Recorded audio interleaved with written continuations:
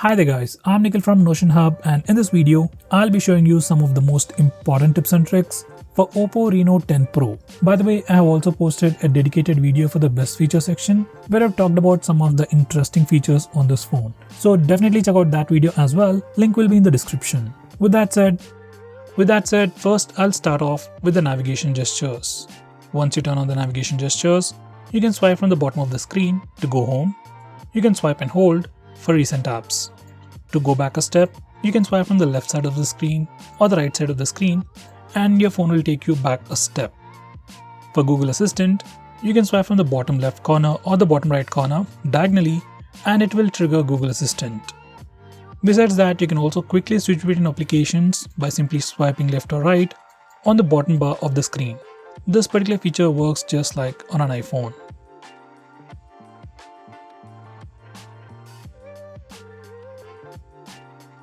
Next, we also have a quick shortcut to instantly switch between the current application and the previous application. If you enable this particular toggle, you can just swipe and hold from either of the sides to quickly switch to the previous application. Next, we have a pretty cool shortcut to start or open split screen mode. This feature is enabled by default. Just make sure this particular toggle is enabled, and if it is enabled, you can just swipe up using 3 fingers to open the current application in a split screen mode. Some of the applications will not support this feature. With that said, most of the applications, especially third-party applications, do support split screen mode. Next, we have an interesting feature called flexible windows. Now this feature allows you to open applications in a pop-up window. Once you enable this feature, you'll get a sidebar along with an indication. You can just swipe on it to open the sidebar. You can just click on any of them to open an application in a floating window. Besides using the sidebar, you can open this flexible window directly from the recent apps page. Once you're in the recent apps page, just press and hold on the application and move it to the top. You'll get animation at the top, and once you see that, you can release the app and that application will open in a floating window. Now you can move around this app just by holding the bar at the top. Now you can use this floating window just like a regular application. Now we can also resize this floating window by just dragging the bottom left corner or the bottom right corner. If you resize it to become much smaller, it will enter the mini mode. In the mini mode, it will become a standard size and go to the top left corner or the top right corner. Now in this mode, you can just do a single click to open that application in a floating window, or else do a double click to open that application in a full size window. I mean like a full sized application.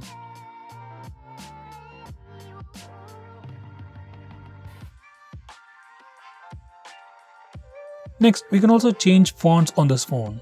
You can choose between some pre-installed ones or just download the ones you like. Now here's the store for that. There are a lot of free fonts and some pretty good looking paid fonts.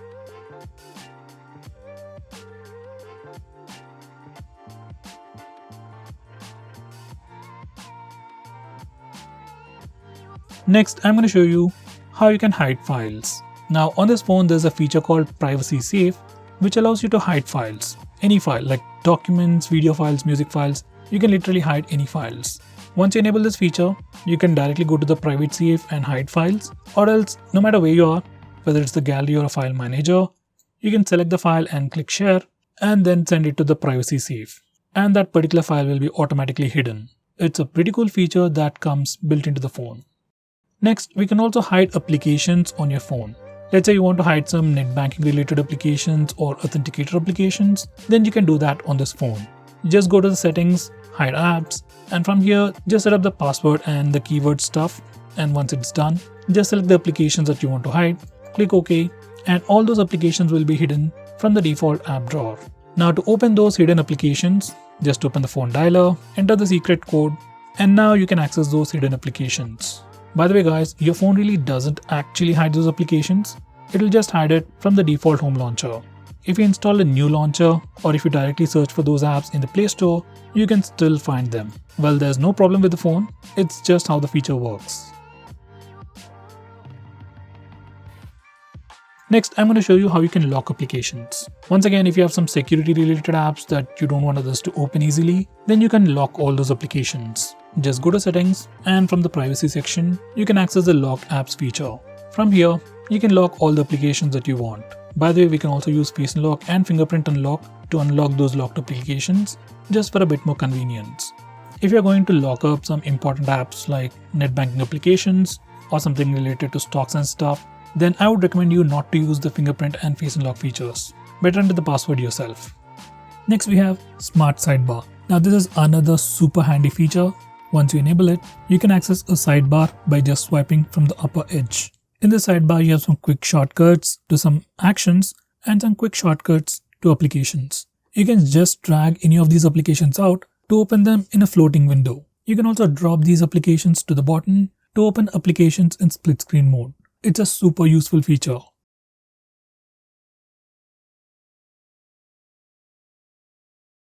Next we have Super Power Saving Mode. Once you enable this feature, your phone will turn on the dark mode and stop all the applications running in the background, and it'll just give you access to 4 applications. By doing all this, you can increase the standby time of your phone. If you're ever low on battery and you don't want your phone to switch off, you can try this mode.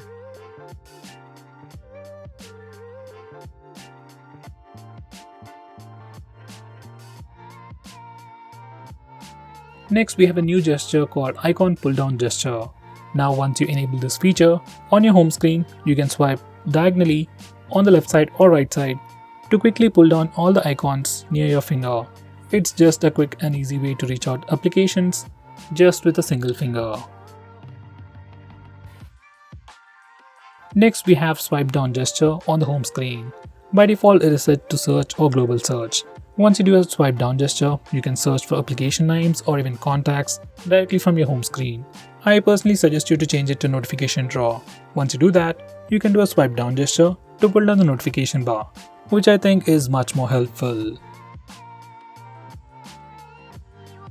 Next, we can also change the display refresh rate of this phone. This phone has a display with 120Hz refresh rate. By default, it is set to auto switch.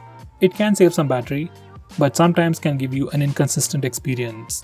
So I'll suggest you to stick with the highest refresh rate. It affects the battery a little, but gives you a much more consistent experience. Next, we got some new live wallpapers. Some are just like videos on loop, some wallpapers react to your touch, and some change depending on the time. For these wallpapers, you can just touch and hold the wallpaper for a quick preview. Right now we can only use the install live wallpapers. In future, we might be able to use a regular video as a live wallpaper. Next we have dark mode. You can enable it from the notification toggles or directly from the display settings. And once you enable the dark mode, all the system UI elements change to dark mode. Even some of the stock applications like phone dialer, messaging application also change to dark mode, and even some Google applications like Play Store or YouTube switch to the dark mode automatically. Dark mode helps your phone look much more cooler, helps you save some battery, and puts less strain on your eyes at night.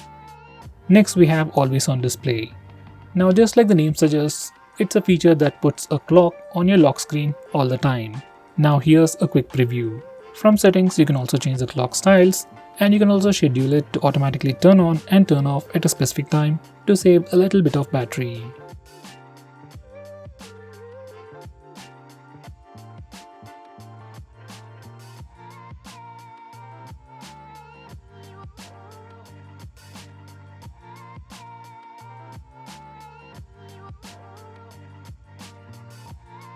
Next, I'm going to show you different ways to take a screenshot on this phone.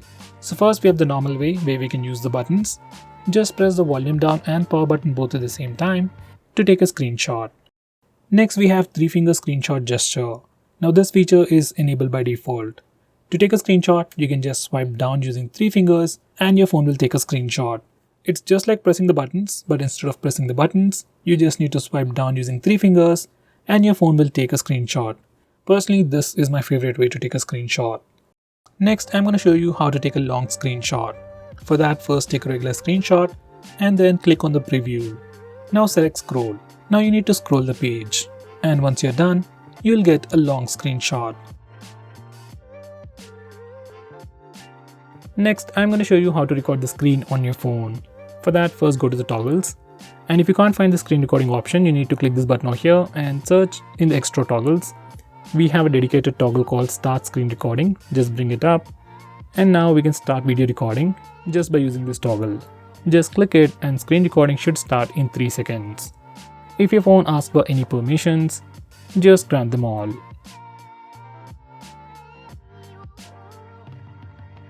Next, I'm going to show you some camera gestures. First, we have touch. Once you enable this feature, we can take a picture by just touching the preview screen. It works for both the rear camera and even for selfies.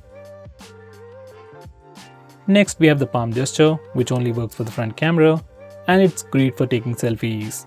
Just enable it and then show your palm to the front camera, and your phone will take a picture in just 2 seconds. And here's a quick preview of that once again. Next, I'm going to show you how to trigger Google Assistant with the power button.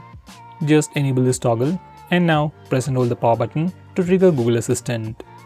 If you press and hold the power button longer, we will see the power options. If you are using navigation gestures, this is pretty useful.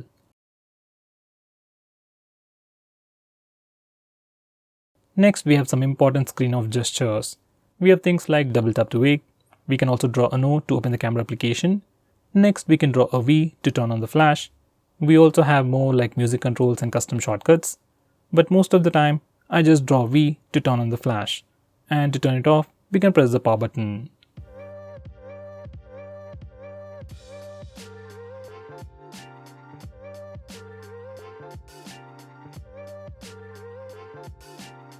Next, I'm going to show you how you can change your default apps. Whether you want to change your default launcher, default browser or anything, for that we need to first go to settings. Once you're in settings, select app management, then select default apps. Now from this page, you can change your default launcher, default SMS application, browser and so on. I would definitely recommend you to change your default browser to Google Chrome. Next, I'm going to show you how to display the battery percentage on the status bar. For that, go to settings, then select notification and status bar, and then enable this toggle. Once you do that, we can see the battery percentage on the status bar. In the same way, if you want to see the network usage on the status bar, enable this toggle.